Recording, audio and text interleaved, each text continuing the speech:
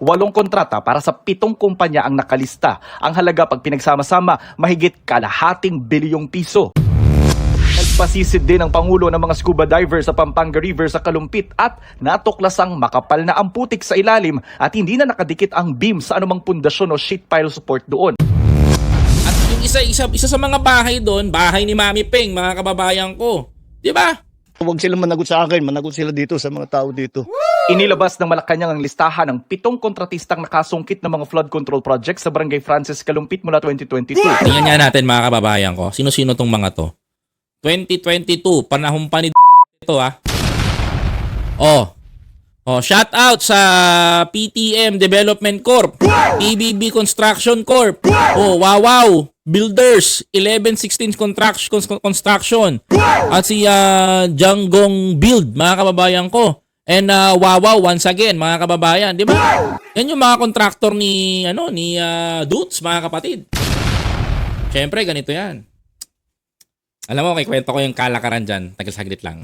8 kontrata para sa 7 kumpanya ang nakalista. Ang halaga pag pinagsama-sama, mahigit kalahating bilyong piso. Laki! Lumabas din sa inspeksyon ng Pangulo na putol ang dike sa Kalumpit at may butas na 50 metro. Ano ba yan? Kapag umaapaw ang ilog, tumatagos ang tubig papunta sa Barangay Frances, lalo na kapag high tide. Diyos ko po! Ang naturang butas diretso sa bahay ni Edgar na isang buwan ng lubog sa baha. Hindi mag-high tide, ganyan kami. Nasasapol ng tubig. Grabe, oh! Mas magawa yung dike na yan. Hindi nakatulong ang dike? Hindi. Worse ka. Kasi butas. Kasi butas. Nakakahiya. Nagpasisid din ang Pangulo ng mga scuba divers sa Pampanga River sa Kalumpit at natuklasang makapal na ang putik sa ilalim at hindi na nakadikit ang beam sa anumang pundasyon o sheet pile support doon. Grabe. Lumabas din sa pagsusuri na hindi siksik ang lupa bago binuhusan ng semento. Yan ang sinasabi ko.